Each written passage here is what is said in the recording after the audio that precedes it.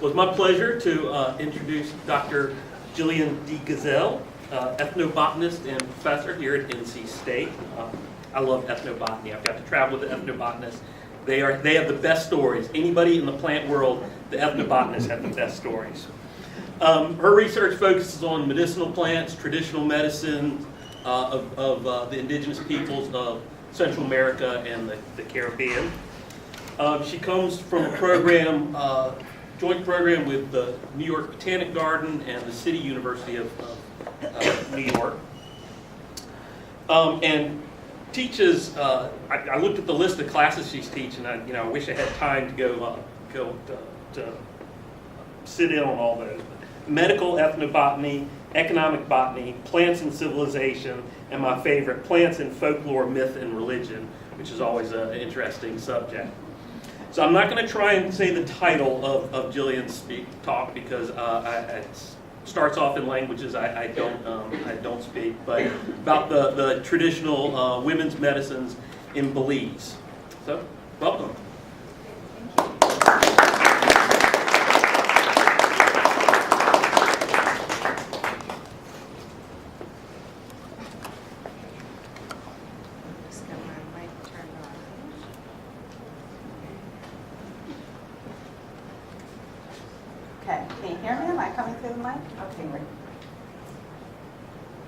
Thank you all for coming tonight. I will be speaking about my doctoral research. I finished my Ph.D. in 2013 in a joint program between the New York Botanical Garden and City University of New York. Since then, I've been here at State teaching ethnobotany courses and developing our undergraduate program in ethnobotany in the Department of Plant and Microbial Biology. So this talk is about my Ph.D. research, which was on Q'eqchi Maya reproductive ethnomedicine, estrogenic plant use, and women's healing traditions in Belize. So I was particularly interested in working with the Q'eqchi Maya because they have a very rich system. They have a very rich system of traditional medicine with an extensive pharmacopoeia of medicinal plants used to treat all sorts of illnesses, ranging from stomach ailments to infections to reproductive health. And my particular interest was in medicinal plants used for reproductive health and fertility. And additionally, I was interested in plants that may contain compounds that mimic human hormones, which would account for their efficacy. So traditionally, in the Maya community, women's reproductive health was the realm of Q'eqchi midwives and female healers. Over time, this has changed and is actually in many areas of the Maya world, this sort of area of traditional medicine has been taken over by male healers because there is a dwindling population of female healers. And so my research had also more of an ethnographic or anthropological focus as well, looking at this decline in women's traditional knowledge and why that is occurring in Belize. So when I first got to Belize, I presumed that I would be studying women's reproductive health and the medicinal plants used in that practice with Q'eqchi midwives and female healers. Since there were very few to be found, I ended up working with a group of male healers who had started to treat women's reproductive health ailments out of necessity because there were no longer really midwives or female healers practicing in the community. That's not to say that women did not have some of this traditional knowledge, but they were no longer really recognized as healers by the community. So there are some retired midwives as well as mothers and grandmothers who have extensive home remedy knowledge and are teachers or are healers in their own right because they are healing and treating family members, neighbors, and their sort of extended social circle. So these are a few of the individuals that I worked with closely in Belize. This is my interpreter, Maria, and I worked closely with her mother and grandmother who have extensive home remedy knowledge. So although they are not recognized as healers by the community at large, I consider them to be healers and refer to them as herbalists in my study. This is Don Manuel, one of the male traditional healers that I worked closely with. He's getting late in his years, so and his eyesight isn't so good anymore, so it's become difficult for him to travel to deep areas of the forest to collect medicinal plants. So he has actually developed a very extensive home garden with over 100 different species of medicinal and edible plants. This is Miss Dominga, who was one of the few retired midwives that I was able to meet and work with. In my several years of doing research in Belize, I heard of a few different midwives, and over those years, between the time I heard of them and the time I got to their village, they had passed away. So this is just one indication of the rapid or accelerated loss of women's traditional knowledge in the community. One of my closest collaborators was Don Francisco, and he is considered to be the most knowledgeable and most experienced traditional healer in the Q'eqchi communities of Belize.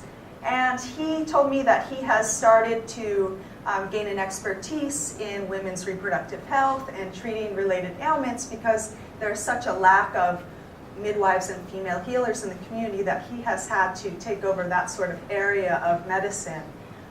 And this is not really considered to be culturally appropriate within the Q'eqchi community by men or women. This was really when women had reproductive health problems or issues with their pregnancy or issues conceiving, they would go see a midwife.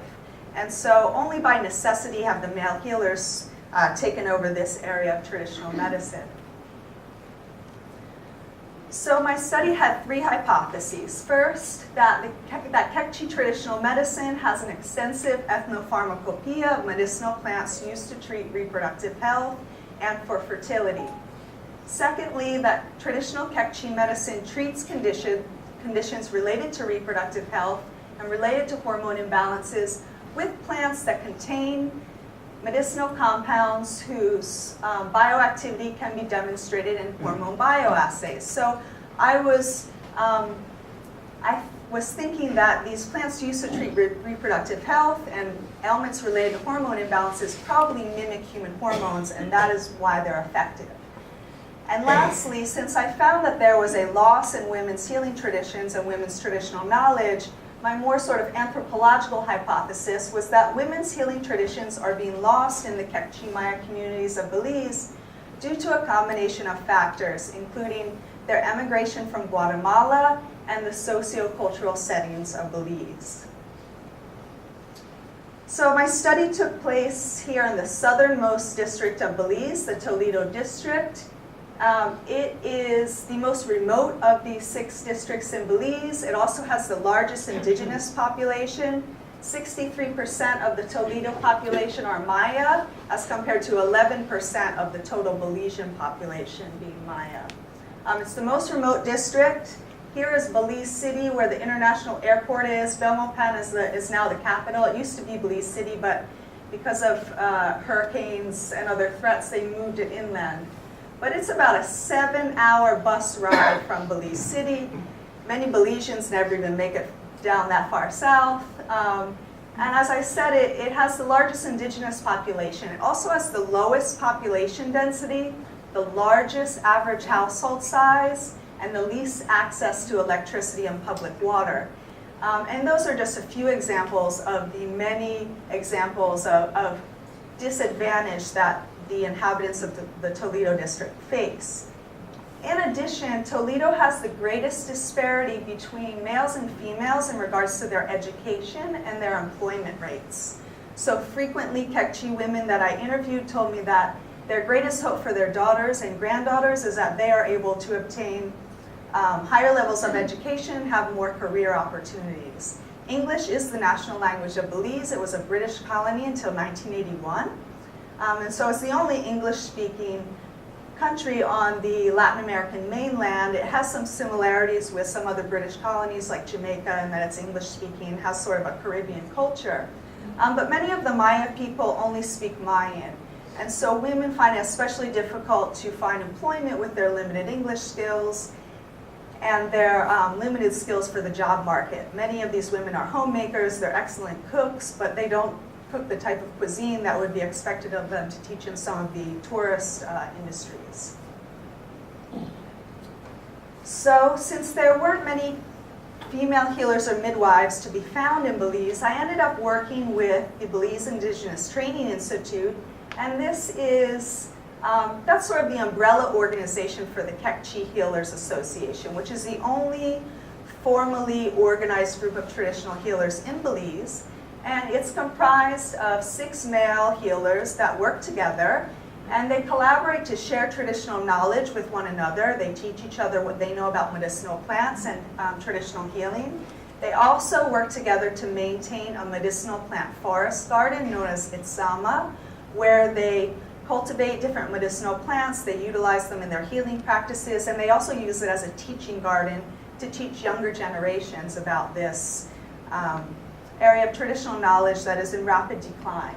Additionally, they are really considered to be sort of the stewards of traditional knowledge in their own communities. Most of the healers live in different villages, and they are not only responsible for being the traditional healers of the village, they are also responsible really for preserving and revitalizing traditional knowledge in general. So traditional agricultural practices, traditional spiritual practices, and other things like that.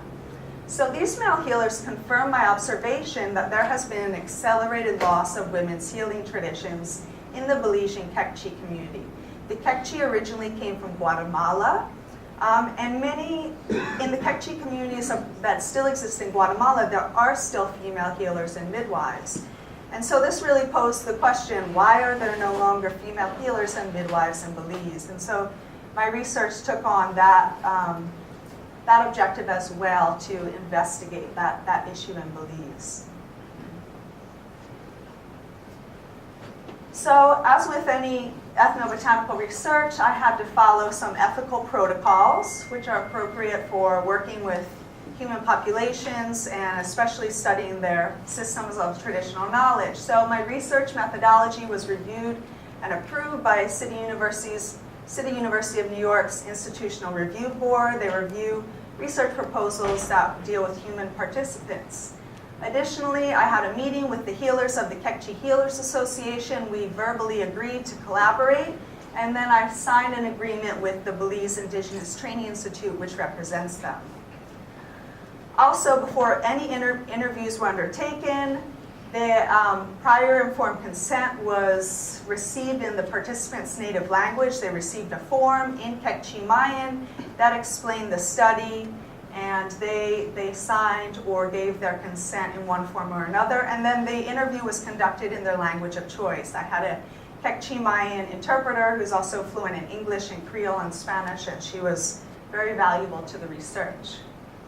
And that's her right there, Maria. So I'm going to take a sip of water. So it was between the years of 2007 and 2011. I spent approximately 30 months in Belize, spread over those 4 years, and have made multiple trips back since. And I collected data through various means, primarily through semi-structured interviews, but also farce and home garden walking interviews. Usually I would interview a healer, I would sit down with them at their house and take notes and report if they allowed.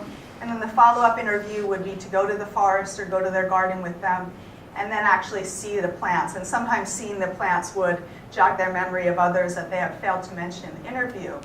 For those individuals who had a hard time, who were elderly and had a hard time getting to the forest or some of these areas to collect plants, I actually have photographed and laminated common medicinal plants that had already come up in the study and brought those to the individuals, and they would flip through the photos and that would elicit some information. Additionally, at the later stages of the research, I collected some of the medicinal plants for testing to see if they mimicked human hormones, and also to create a reference collection of specimens to refer to. And then on occasion, I was able to observe remedy preparations by the healers.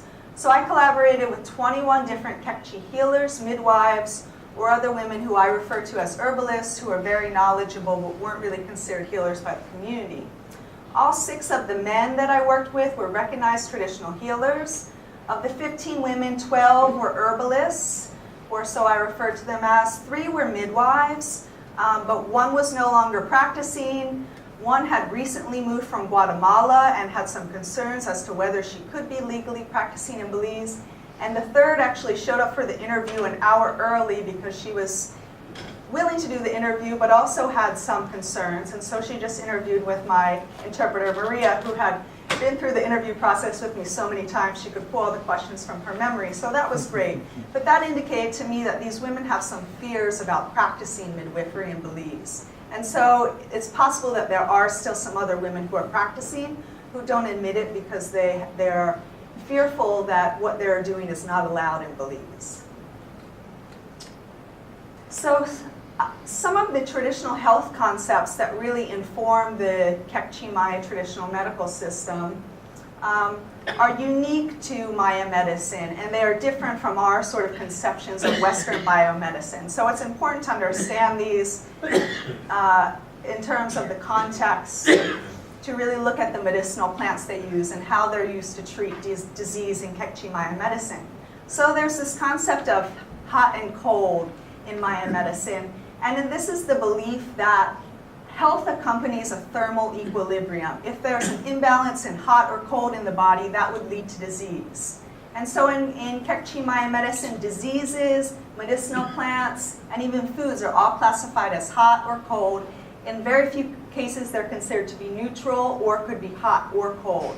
And so a hot disease would be treated by a cold or cooling herb, and vice versa, a cold disease would be treated by a hot or warming herb. Menstruation and pregnancy are considered to be very hot states. So when a woman is menstruating or pregnant, she would avoid bathing in very cold water.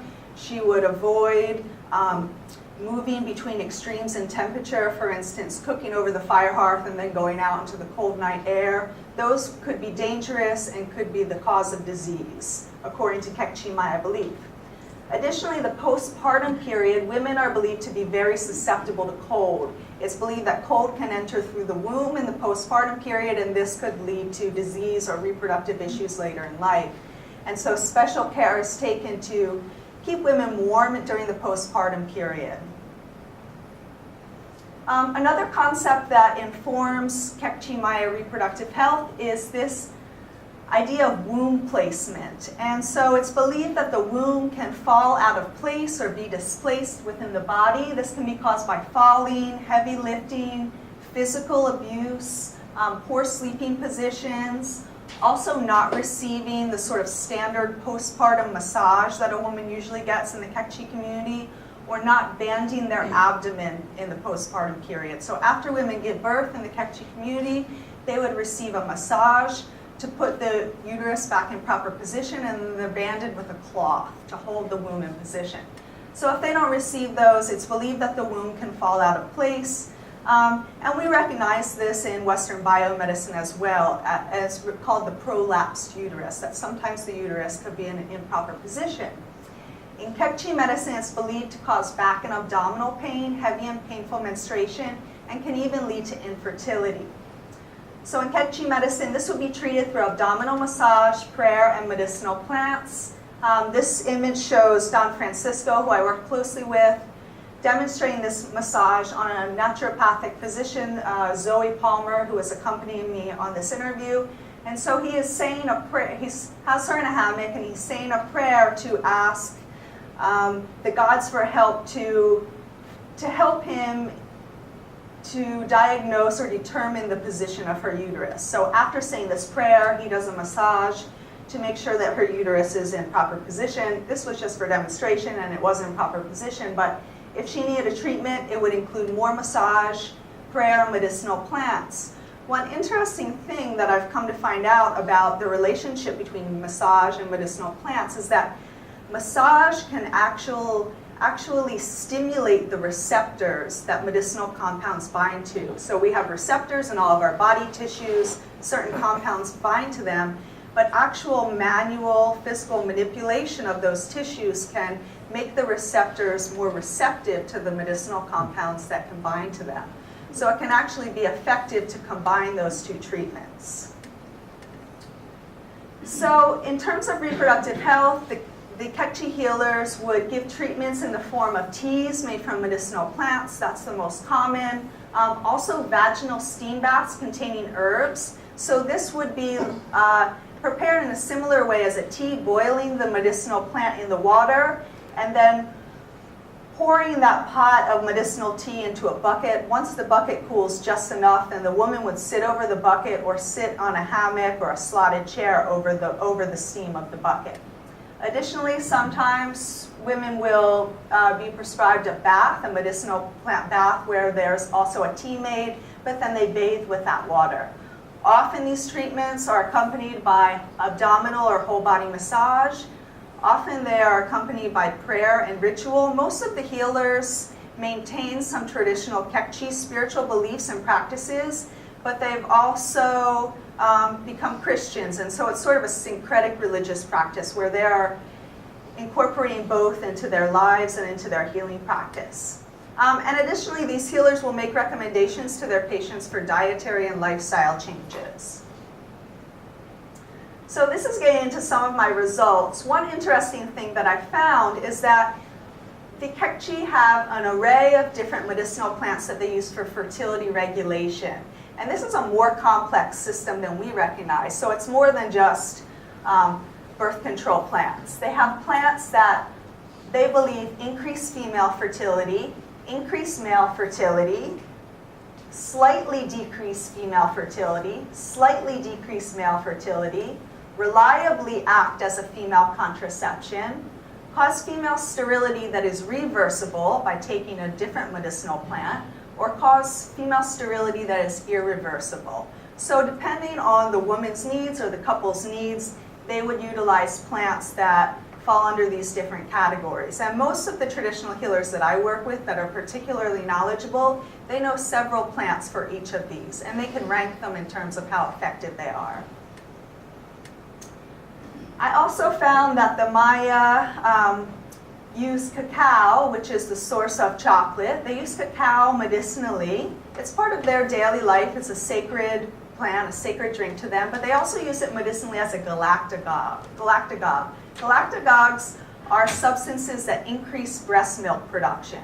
So this was one of the most ubiquitous medicinal plants used by the Q'eqchi community from my research.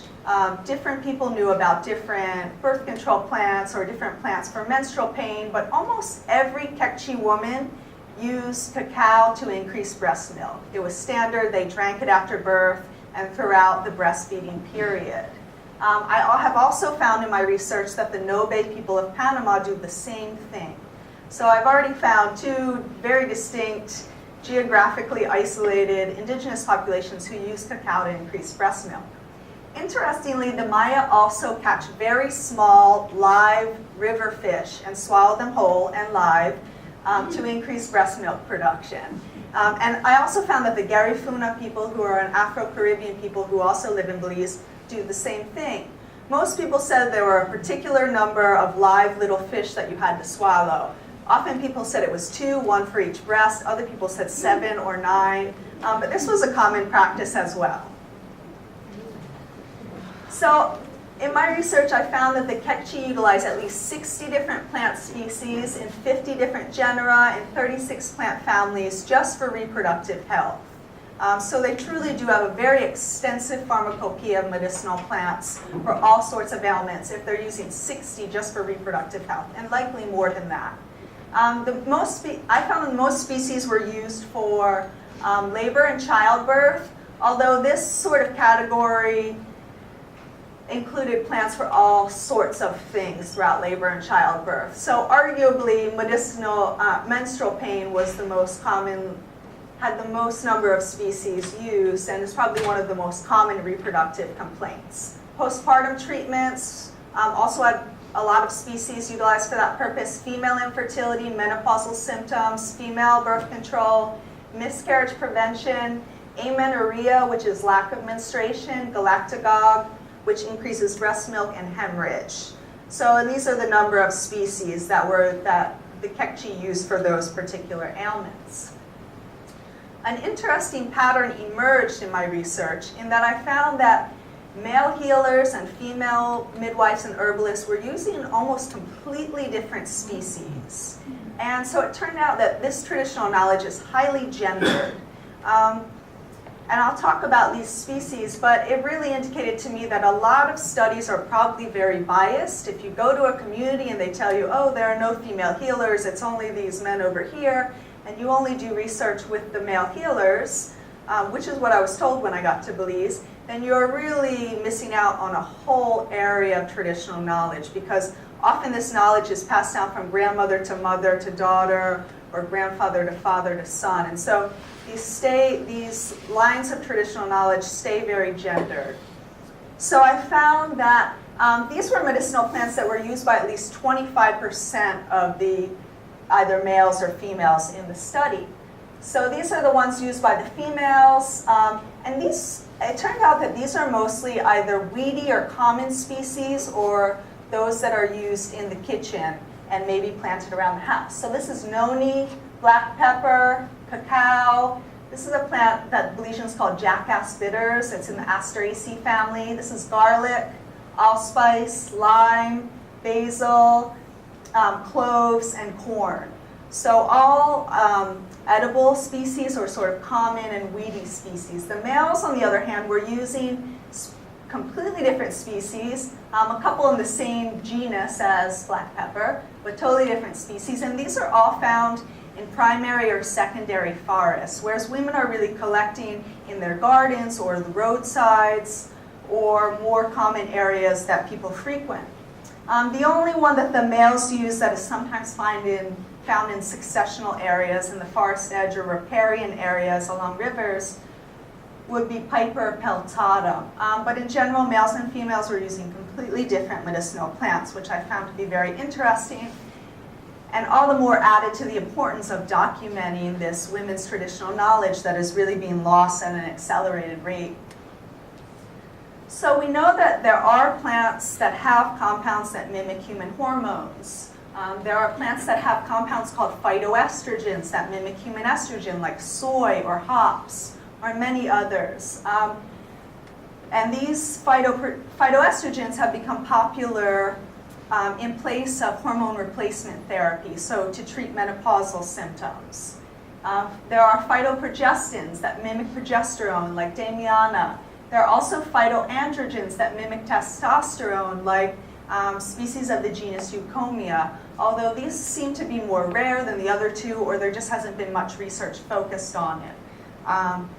Wild yam, pictured here, Dioscorea, is a source of both phytoestrogens and phytoprogestins, and was actually the original source of the compound that was then later synthesized to make the first birth control.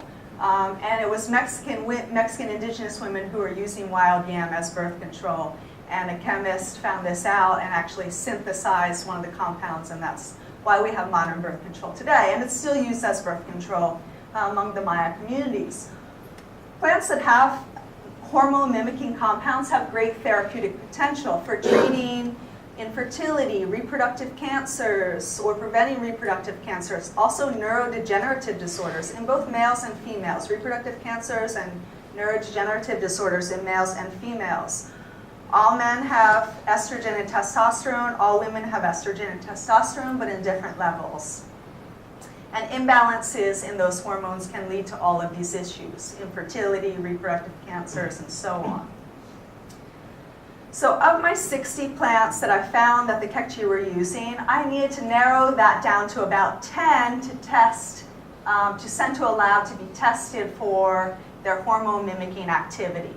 So I used sort of a holistic approach to narrow this list down. Most people would just pick the 10 most commonly used or most frequently used, but I used a number of criteria, which turned out to work very well. If the plants were used to treat estrogen-related ailments, especially if they were used to treat multiple estrogen-related ailments, I prioritized those as likely having compounds that mimic human estrogen. So for instance, if a plant was used to treat both menstrual pain and menopause, that was prioritized or ranked high on my list. Similarly, if the plants were used to treat menopausal symptoms specifically, they were prioritized, because menopausal symptoms usually are due to a decrease in estrogen in the body. Also, if estrogenic or antiestrogenic bioactivity had already been found in that plant family, or preferably genus, those plants would be prioritized. We know that plants that are closely related have evolved from a common ancestor, so therefore contain the same compounds or closely related compounds. So having found this bioactivity in a close relative would increase the chance in my mind of finding similar bioactivity in this species from my study. Also, the number of healers who use the species and the knowledge level of healers that use the species. I really prioritize Don Francisco's medicinal plants as he was considered by the Q'eqchi community itself as being the most knowledgeable in the community. And then from there I had about 20 of the 60, but then I needed to narrow it down based on feasibility of bulk collection. Some of the plants are rare, and it wasn't feasible for me to collect them in bulk to be able to do some testing. So 10 species were selected for extraction and bioassay. The plant tissue was dried in a light bulb powered plant dryer that I had one of my interpreter's fathers make for me, and it was ground using an electric grinding mill. It was actually just a coffee grinder, works the same. Then the ground tissue was extracted using ultrasonification in 80% methanol, 20% water. And this extraction procedure was performed 3 different times on each sample to ensure exhaustive extraction, to ensure that we extracted the medicinal compounds that we were looking for. So 13 methanol extracts were made. The leaves of each of the 10 species, but then also the roots of 2 of the species and the stem of 1 species, because in those species, the roots and the stems were also used medicinally. So I wanted to test them separately. We know that medicinal plants have different compounds or varying levels of compounds in different plant parts, leaves versus the roots and so on. So before lab research began, there was a whole other set of ethical protocols that needed to be followed. There was an MOU, a Memorandum of Agreement, that was signed between the Belize Indigenous Training Institute and the University of Illinois at Chicago, who was doing the testing for me. Built into this agreement that they both signed was a paragraph stating that this research was only for academic and scholarly purposes, that if there was any further research, commercialization, or related activities, that would need to be agreed upon in a separate agreement. And so this was really to protect the healers. They themselves were very interested in testing the plants. They knew the plants work, but they're very interested in returning the prestige to traditional Maya medicine. There is some stigma associated with seeking these traditional medical services versus seeking the hospital services. There's some beliefs, especially by expats, I found in Belize, that this is all placebo and none of it works. And so the healers themselves are very interested in validating their traditional medicine, saying, we know this works, this is why we've been using it for hundreds or thousands of years, and here's the lab data to back it up. But I want to make it clear that that was my intention, to help them validate their system of traditional medicine, that I wasn't looking for some new drug, there weren't any commercial interests, and so that was built into the agreement as well. So the Q'eqchi plant extracts were assayed at this UIC NIH Center for Botanical Dietary Supplements Research in Chicago, and they specialize in testing medicinal plants that mimic human hormones. So we use a type of breast cancer cells, the MCF7 human breast cancer cells, in a reporter gene assay that was able to determine whether the plants had estrogenic or anti-estrogenic activity. And this was used through transfecting the cells with a reporter vector that coded for a particular gene. So after 12 hours of transfection, the plant extracts were then added to these breast cancer cells, and also estradiol, which is an endogenous human estrogen that we make in our body, and ICI, which is a known anti-estrogen, were used as controls to compare the medicinal plant extracts against. So we did an estrogen assay and an anti-estrogen assay. Some plants are anti-estrogenic, some are estrogenic, some are both, which is very interesting.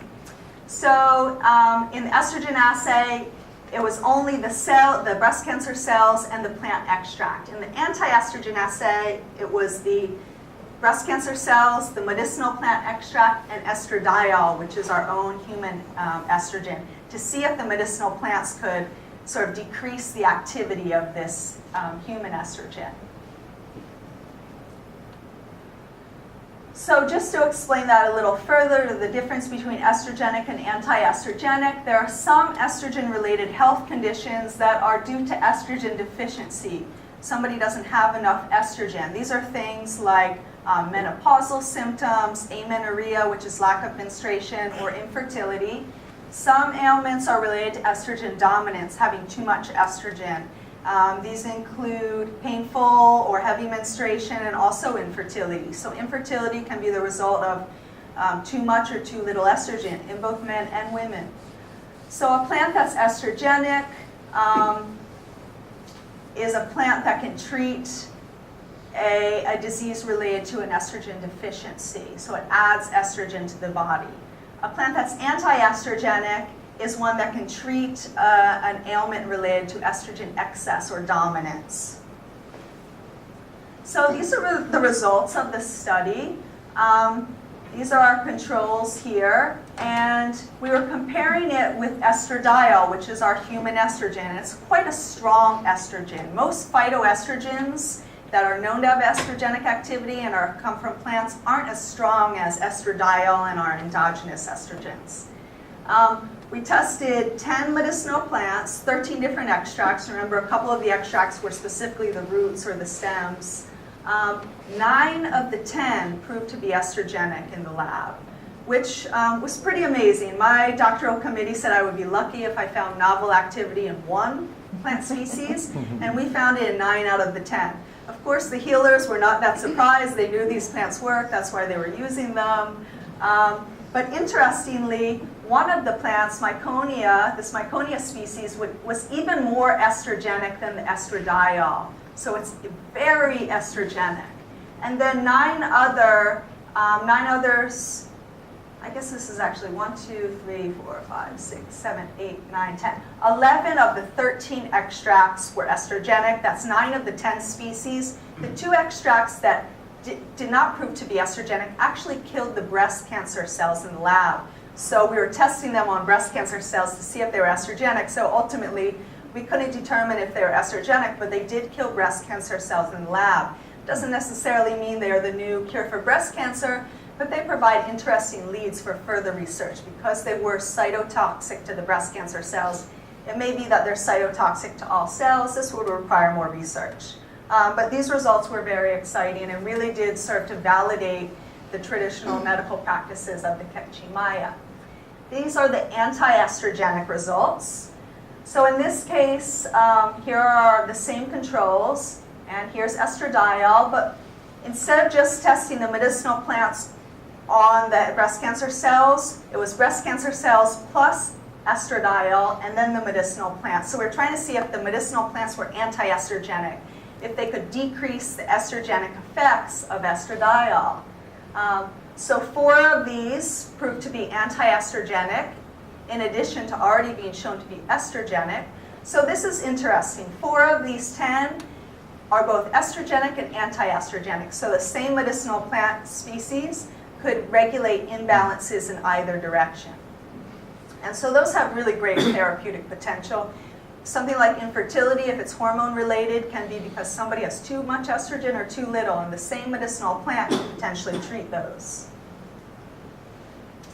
So just to sum up the results, there were 13 extracts from 10 different species tested. We tested them for estrogenic and anti-estrogenic activity, but also, since some of the medicinal plants killed the breast cancer cells, this also gave us results about the cytotoxicity, the cell toxicity of these plants. So 9 were estrogenic, 4 were also anti-estrogenic, and 2 killed breast cancer cells from the assay. So these results were very exciting. And it really did serve my objective and the healer's objective to further validate their system of traditional medicine. So I want to just talk about several of the plants that are particularly interesting in light of the results. So this plant, Psychotria poapigiana, it's from the Rubiaceae family, which is the coffee family. There are many medicinal compounds and medicinal plants found in the coffee family. Also a lot of psychoactive plants, a lot of dyed plants. There's an abundance of bioactive compounds in this plant family. And so this family was one of the ones that I prioritized when I was selecting species since it's known to have so much activity. But this Q'eqchi species, it's known as Perin Pim in Q'eqchi Mayan, which means rooster herb. And that's referring to these red bracts, which are thought to resemble rooster combs. So these are bracts, they're modified leaves, but they serve the same purpose as petals in that they're bright and showy and they attract pollinators. But the flowers are actually these small flowers here in the middle, yellow flowers. In Belizean Creole, the plant is called hot lips because the bracts resemble, bright red lipstick. The leaves in Q'eqchi medicine are used to treat menopausal hot flashes and amenorrhea, which is lack of menstruation. So both of those are related to estrogen deficiency. And not surprisingly, the extracts of these leaves turn out to be estrogenic. So they have an estrogenic effect on the body and are useful for treating ailments that are related to estrogen deficiency. No image there. That's strange. Okay, well, you're supposed to see Mimosa pudica here. Some of you may be familiar. This is the sensitive plant. It's in the legume family. It's got sort of a pink pom-pom looking flower. And when you touch the leaves, they close up. So it's well known as the sensitive plant. And in Q'eqchi Mayan, it's known as warakish. The leaves and the roots are used to treat menopausal symptoms and uterine fibroids. Menopausal symptoms are associated with estrogen deficiency. Uterine fibroids are associated with estrogen excess.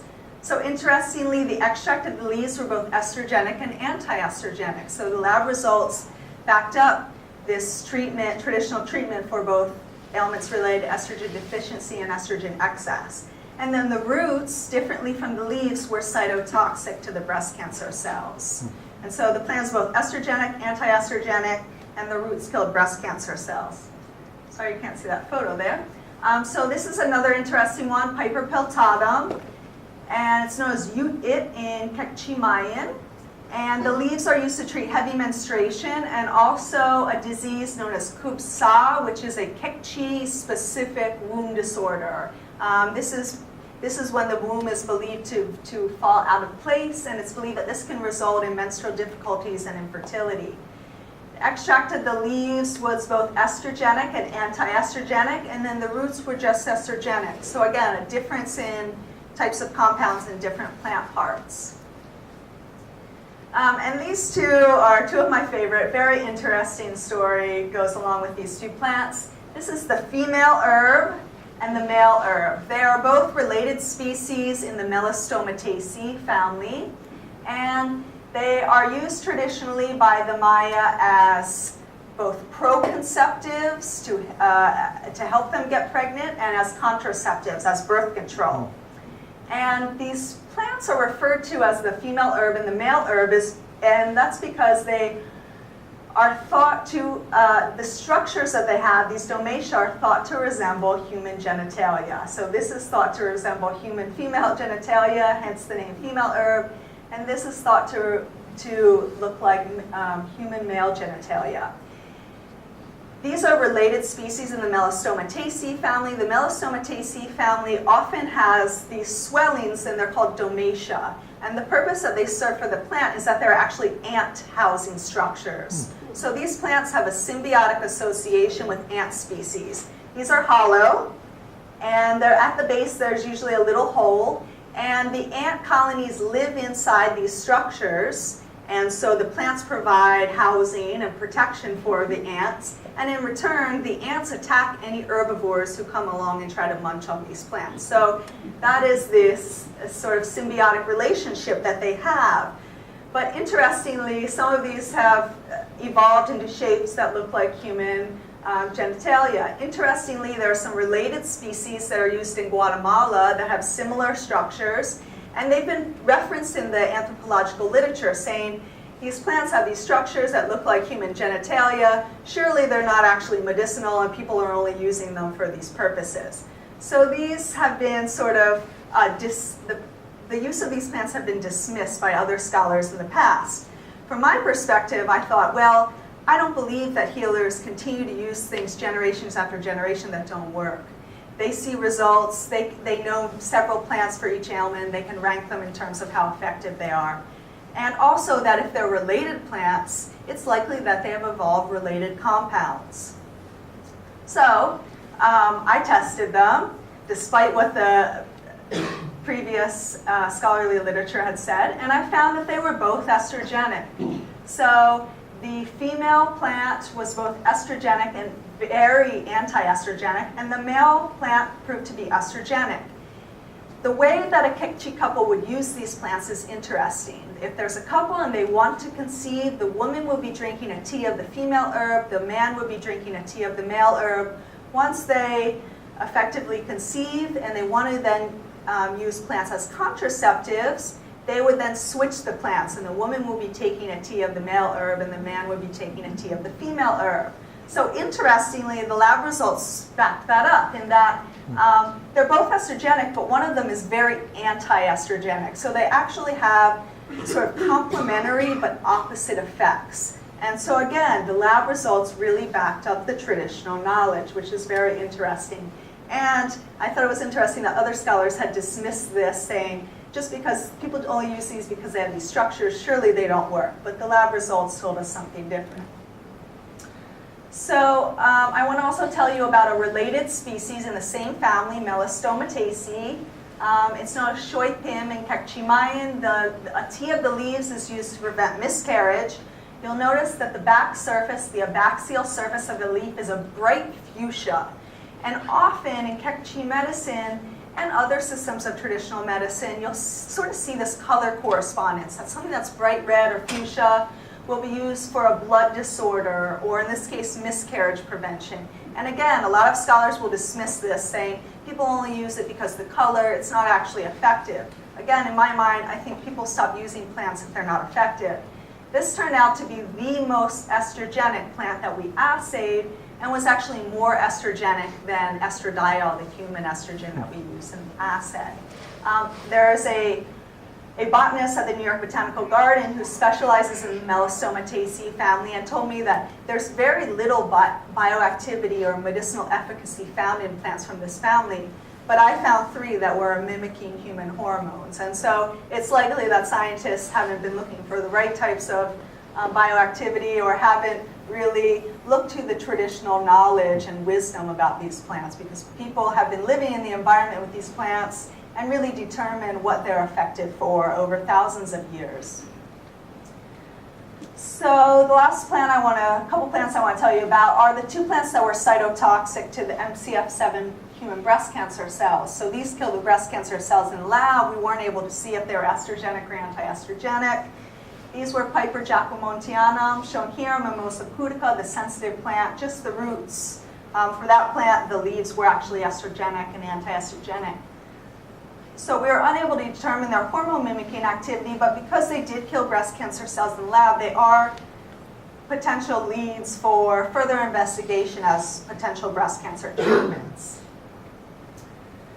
So if you remember, my third hypothesis was getting at this question as to why there's been a loss of women's healing traditions and traditional knowledge in Belize. And so everyone that I interviewed, I was asking them about the medicinal plants that they use to treat these reproductive health ailments, but I also asked them, do they know any female healers? Why do they think there aren't any female healers left? What happened to them? And it turns out that there are a number of issues that have led to this accelerated loss of women's traditional knowledge and healing traditions. Firstly, that immigration from Guatemala has disrupted the familial lines and familial networks of knowledge transmission. So I talked about how traditional knowledge is highly gendered. Grandmothers teach mothers who teach daughters, and so on. And grandfathers teach fathers who teach sons, and so on. And so people got removed when they emigrated from Guatemala to Belize. They were removed from their family networks. And so mothers were no longer with their own mothers and able to learn about medicinal plants that they could use when they were pregnant or to get pregnant, and so on. There is a very tragic history among the Maya communities in Guatemala. Many of the older Maya still living today, they left Guatemala when they were young because they were forced into unpaid labor. They were forcefully removed from their land. There is a lot of history detailing violence and abuse and even killing of Maya people, a lot of forced displacements. And so a lot of Maya people fled Guatemala and came to Belize looking for a peaceful life and more land and better access to school and employment for their children. And so a lot of people left their sort of familial networks, and this caused a break in the transmission of traditional knowledge. Also, practicing lay midwifery as opposed to nurse midwifery, going through nursing school to become a midwife, has been strongly discouraged by the Belize Ministry of Health.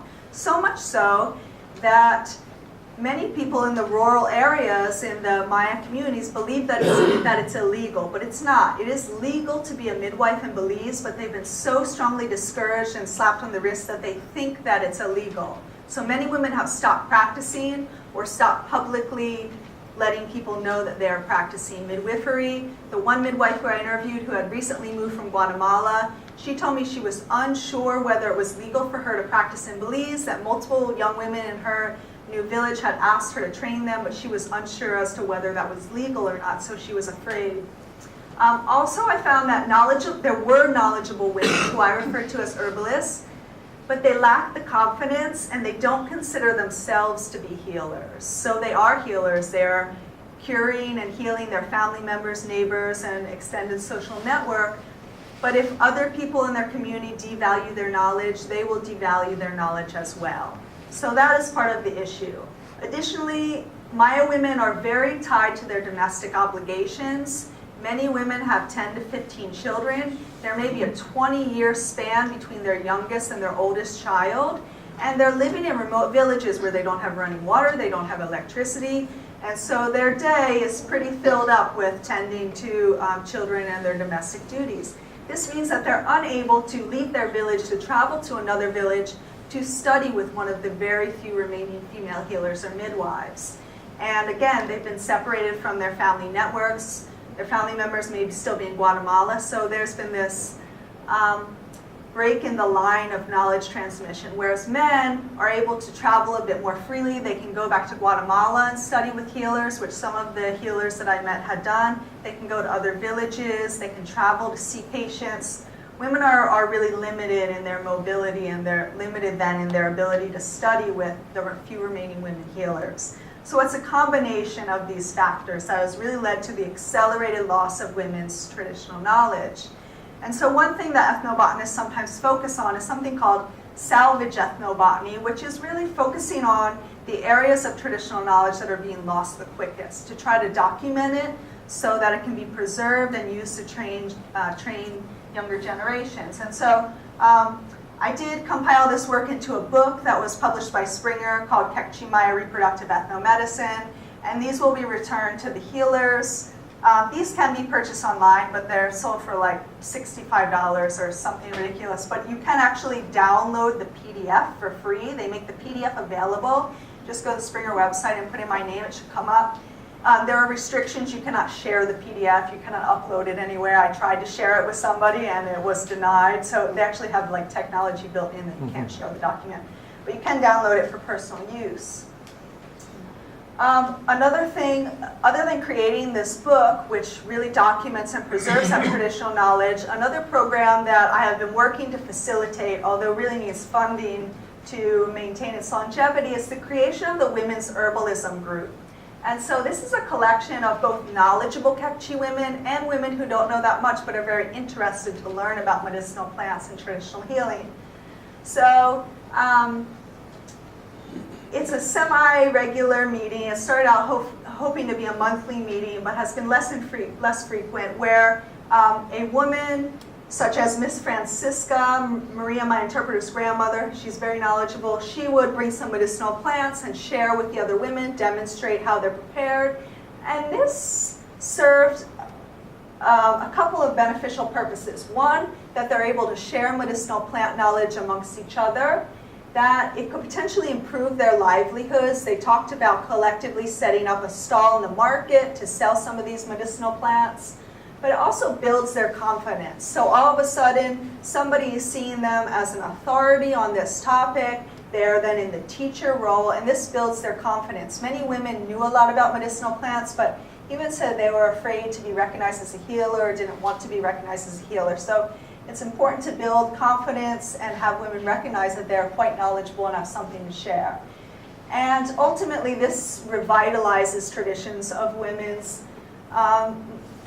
traditional medicine and medicinal plant knowledge. It is not lost in the community, but is quickly dying out. As I said, there were a few different midwives who I heard about and intended to meet, and within a period of a few years had passed away, and all of their knowledge went with them. Nobody had been studying with them, and so I have done my part in collaboration with these people to document much of their traditional knowledge, and we're starting programs like this. They hope to develop a women's medicinal plant garden as well.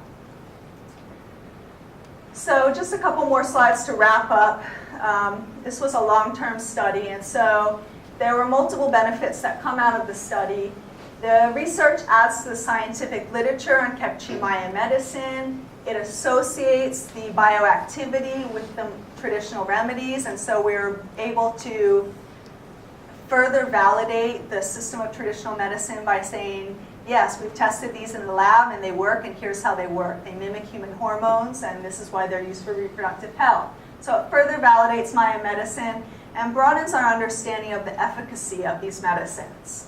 Also, as I showed you the book, the compiled document will be returned to all participants. And this has the totality of information collected, so the information that they shared as an individual, but also the botanical information from other people who utilize the plants, and any known bioactivity. Many of the healers themselves are non-literate, but their younger family members, their children and grandchildren, do read and write English. And so it's sort of a reference document for the family. And then also there were reference collections of the species collected and pressed and dried, and I have those to return to the Belize Herbarium, and also a collection for the Belize Indigenous Training Institute. So in addition to the book, they can refer to the specimen collections as well. So in conclusion, I want to just go through my 3 hypotheses and summarize the findings. My first hypothesis was that Q'eqchi medicine has an extensive pharmacopoeia of medicinal plant species used for reproductive health and fertility. This turned out to be true. I found that they use at least 60 species. I was able to identify, with the help of some expert botanists at the New York Botanical Garden, I was able to identify 52 species. 8 were only identified to genus because they didn't have flowers or fruits. And then there were another 20 to 40 species that were mentioned in my research, but I never found them to collect them. Some of them could just be different common names for a species I already collected, but it's likely that there are even more than 60. It's probably likely 80 to 100 species that are used for reproductive health.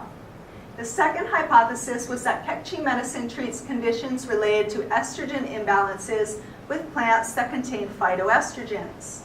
9 of the 10 species tested were estrogenic, 4 were also anti-estrogenic, 2 killed breast cancer cells. So that turned out to be true as well. And lastly, that women's healing traditions are being lost due to a combination of sociocultural factors. And this turned out to be true, but I was able to sort of elucidate some of those different factors, which were migration, discouragement from the Belize Ministry of Health, and domestic obligations that women are bound to. So I like to then put this in some perspective and think about what we can learn from traditional Maya medicine and Maya traditional knowledge. Western biomedicine has a completely different conception of health and disease, but there are things that we can learn from one another. So according to the CDC, the 2 most frequently performed major surgeries in women of reproductive age in the US are C-sections and hysterectomies. Hysterectomies are the complete surgical removal of the uterus. There are 600,000 hysterectomies performed in the US every year. And between 2000 and 2004, the 3 conditions that were most often associated with hysterectomies were uterine fibroids, endometriosis, and uterine prolapse. Uterine fibroids and endometriosis are both associated with estrogen excess, having too much estrogen in the body. And uterine prolapse, which is the same as the Q'eqchi fallen or displaced womb, is associated with estrogen deficiency. And so for these 3 ailments, Q'eqchi Maya medicine would treat them with estrogenic plants or anti-estrogenic plants. and abdominal massage. Q'eqchi medicine really emphasizes womb health throughout the entire woman's life. They emphasize hormonal equilibrium, balancing the hormones, and they emphasize healthy fertility regulation. And so if we consider some of the causes that lead to hysterectomies and how Q'eqchi medicine would treat them, it's very likely that estrogenic and antiestrogenic plants and massage could provide alternatives, treatments to some of these 600,000 hysterectomies that happen in the US every year. So I think this is just one example that really highlights the wisdom within traditional medical systems. And I'll end just on one other story. That's sort of a personal story or a family story. My own sister, my only sibling, suffered from infertility for about 4 years. Had long periods where she could not get pregnant, she miscarried, had a lot of fertility issues. And I could tell just by looking at her that she was low estrogen. She was estrogen deficient. She had a very young looking body, not a very voluptuous or womanly looking body. And I asked her some questions about her menstrual cycle, and having read so much about estrogen and its relation to disease, I figured that she was estrogen deficient. And since I was studying phytoestrogens, I encouraged her to get a phytoestrogen supplement, a common thing that you can buy at the health food store. And I encouraged her to get a supplement that had multiple estrogenic plants in the supplement. Some people's bodies aren't able to metabolize certain medicinal plants, so some are effective in some women but not in other women. So she took a supplement for about a month that had hops, down kwai, soy, some sort of common phytoestrogens. And in that month time, her body began to look much more reproductive. And at the end of that month, she was pregnant after 4 years of infertility, and now has a 7-year-old daughter. And so this is, just another story as to how this has really shown to be very effective. This is ancient Maya wisdom that was very effective for my sister, and she definitely attributes that successful pregnancy to taking those phytoestrogen supplements just for that month. So pretty amazing. So I would just like to lastly acknowledge my collaborators, the Belize Indigenous Training Institute and the healers of the Q'eqchi Healers Association, also my research assistants and interpreters, botanists at the New York Botanical Garden who helped me identify plants, the lab at University of Illinois in Chicago who tested the plants, my advisory committee, and my funders. And thank you all for your attention, and I'm happy to take any questions.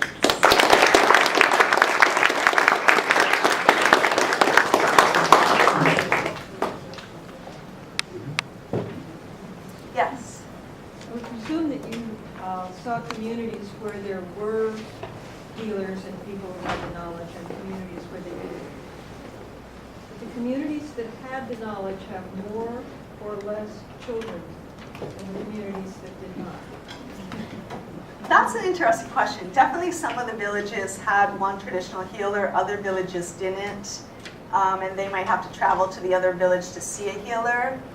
I definitely noticed a difference between individual women, in that some women in the villages had 2 or 3 kids, other women had 10 to 15 kids. And so it's clear that some women were using contraceptives and others weren't. They do have access to modern birth control as well. But so it seems like a sort of a personal preference. But yeah, I'm not sure. I haven't made that connection, but that would be an interesting thing to look into. Sort of differences between villages, whether they have a healer or not. You mentioned the women who had 15 children so they couldn't travel. Yes. Was it by choice? You can't know. Well, for the women that only had 2 or 3 children, they told me that was a choice, that they had chosen to use contraceptives. They wanted to pursue a career, they wanted some mobility, and that's why they chose that. Other questions? Yeah. So you did identify that there was estrogenic activity in a lot of these plants, but was there any further tests, or are there any further tests planned to determine specifically which estrogenic compounds, if not any novel estrogenic compounds in these plants? Right, so we only tested for estrogenic activity or not. We didn't then determine what the compounds were and whether they were novel compounds or not. So there's no current plans to pursue that research, mostly because my objective was just to sort of validate the systems of traditional medicine, but that's not to say I and the healers wouldn't be interested in collaborating with somebody who wants to take the chemistry a little further. Right in front, you had a question. My question was more, in the harvesting of the plants, did you notice that the healers selected time of day or season of the year over the 30 months you were there? Because I know that sometimes that has an impact on, the quality of the chemicals in the plant. Yes, yeah, that's interesting. So I did ask the healers if they collected on certain days or certain times of the year. They said that there were certain days that were better for collecting medicinal plants, and those days corresponded to certain days in the Maya calendar that were sort of religiously significant. Most healers believed it was best to collect in the early morning, and that the plants were more effective if collected then. But it's true that medicinal compounds and levels of those change throughout the seasons. But it seemed like their beliefs were more associated with the Maya calendar. Yes. I was interested in that you were talking about the efficacy of the therapeutic massage earlier, but I didn't see it in any of the conclusions or the discussion later. I presume that's because you didn't set out to quantify the efficacy. But is that something anyone has plans to pursue as to how much that does or does not increase the efficacy of the herb? I think that would be a fascinating study. I probably wouldn't be the one equipped to study that. It was interesting that a member of my advisory committee, who is actually a mammalian physiologist, she's the one that pointed it out to me. She said, well, actually massage and physical stimulation can activate the receptors and make them more receptive. And I thought, oh, how interesting. Another way to further validate these sort of traditional medical beliefs. But I think that would be a fascinating thing to test. Yes? Do you think those kind of very traditional herbs and those related to bowling it works for like just for people living there, or it works like universally, because in China we also have lots of like that kind of traditional ways for women to get pregnant or up to pregnant. Maybe I think maybe it's because they eat differently, drink differently, they live in a different environment, so these kind of herb works for them. Or you think it works universally, like works for everybody? I think estrogenic plants and anti-estrogenic plants probably work universally. It did occur to me that some of the hormone imbalances may be specific to that population because of their genes or because of their diet, and that the plants were especially effective for them. But considering the example that I gave of my sister, who utilized totally different estrogenic plants, but they were effective for her. So I think it may not be these particular plants that should be made available to women worldwide, but that we can learn from them and utilize estrogenic plants that may be growing in our own ecosystems. But it may be specific, as you say, to their culture or their genes or their diet. Yes? You made a general comment that why would people continue using these remedies if they didn't work? But how many remedies are out there that don't work, like rhino horns, or do they work actually? Certainly there are probably some that don't work and just have a placebo effect. We know the placebo effect is real, but there's an interesting story where there were some scientists in some country in Africa, and I forget exactly where, and there was a medicinal plant that was very effective. They brought it back to the lab, they prepared it in the same way, and it wasn't effective in the lab. And so they went back to the community, and the healer said, well, you forgot to throw in the crab claw. But they thought that was just sort of some random symbolic thing that was thrown in, but it really catalyzed some reaction in the processing of that medicine. So the crab claw was essential. So I think there are some remedies that perhaps don't work, but I think if they are used within a system of traditional medicine that's been developed over thousands of years, I think most probably work. There has been recent a recent issue and studies that have come out that have shown that a lot of herbal products on the market in the US and probably other parts of the world don't actually contain the herbs that they say they contain. And so New York State just ordered GNC and Walgreens and Walmart to pull all of their herbal supplements from the shelf because so many did not contain the herbs that they said they contained. Some contained fillers, and some fillers could cause allergic reactions in some people. So you have to be careful about the herbs that we use, and there are some contradicting studies that say, for instance, echinacea doesn't work, whereas other studies say it does work. And I think that's part of the issue, that some of the supplements being used in these studies aren't actually what they say they are. Other questions? Yes. Yeah, you may have mentioned it, but how did you develop an interest to pursue this work? That's a good question. Ethnobotany really combined a number of my interests. I grew up in a small town in rural Pennsylvania, and I was always very interested in other cultures and traveling. My parents were big gardeners, and so I was very interested in plants. I think my first magazine subscription was National Geographic. I was fascinated by this type of work, and then I realized there's actually a discipline where I can combine all of these interests. And then for Belize specifically, my mentor had worked in Belize for 20 years. And so now he works in Micronesia and the Pacific Islands, but years ago he worked in Belize. Yes? I have a question about, a two-part question.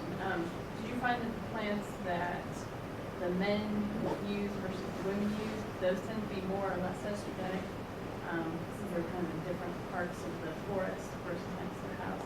And the second part of the question is, did they combine herbs for like a kind of a synergistic effect, or is it correct they use things kind of just one at a time? Most of the plants I ended up testing were those used by the male healers, just for a couple reasons. The one particular male healer, Don Francisco, was considered to be the most knowledgeable, and he knew the most number of plants for each ailment, so I really prioritized his knowledge. And then also the plants that the women were using were sort of common culinary plants or weedy plants that grow all over Central America, and so many of those have already been tested. And so we knew the bioactivity. So I already had then excluded ones that we knew to be estrogenic. So it was hard to compare because the selection of them was a bit biased in that sense. And the second question was? Did they use? Oh, a combination. Rarely. There were a few remedies that were a combination, but I know some other systems of traditional medicine, like traditional Chinese medicine, traditional Thai medicine, that is standard, but most remedies are formulas of, say, 15 or 20 plants. So I found that to be less common in Mayan medicine, but occasional they would have a remedy that was 2 or 3 plants. Yes? The plants you studied, how big an issue is loss of habitat? It's become a pretty big issue. That was one thing I asked all the healers as well. Do they find it more and more difficult to find these medicinal plants? And they say yes. They have to travel farther and farther and go to more remote areas of the forest. I thought the reasons were going to be because of development or large-scale agriculture, but they said no, it's actually natural disasters. Hurricanes have ruined a lot of the habitat, and small-scale Maya slash and burn agriculture. So part of the reason why they set up this medicinal plant garden is to save medicinal plants from areas that are destined to be burned or cut down, and then remove them and plant them in their own garden. So yeah, that's been a big issue. Yes? Do you know if the men teach women and if the women teach men, like in their communities? Or do they solely just pass it down from male to male to male? It mostly stays in sort of gender-specific lines, but some men do teach their daughters within their family if there's an interest. The male healers were definitely concerned that there's been this loss of women's healing tradition, so they were very interested to work with me to document what they know and document what the few remaining female healers know and compile this document so that it can be used to train younger women, because they don't feel that's culturally appropriate for them to be treating these sorts of things, but they do by necessity. So there is actually also one of the retired midwives, she had learned from her husband, who was a traditional healer.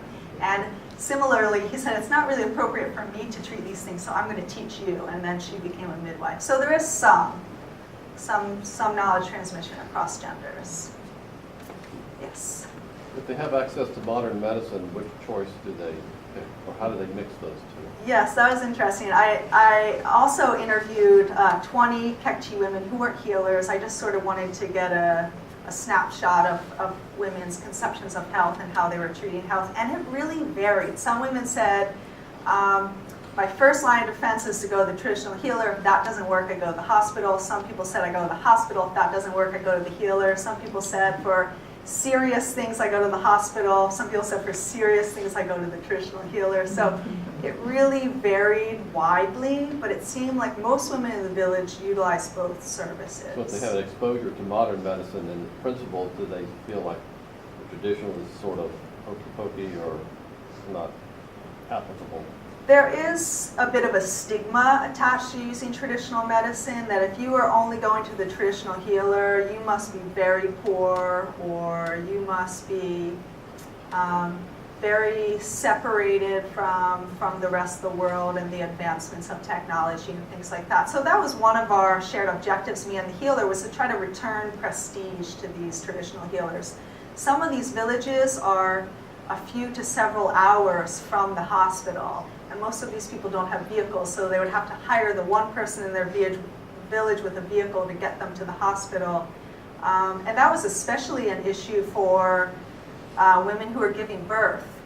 Because midwifery was discouraged, there weren't midwives practicing in most villages, but most women couldn't get to the hospital, so they end up giving birth at home alone with their husbands, as opposed to giving birth at home with a traditional midwife. So even some women who want to utilize the hospital services, which they're encouraged to do, they just weren't accessible. They just weren't feasible to them. So it's really important, I think, to have both the traditional healers in the village and the hospital services. Other questions? Okay.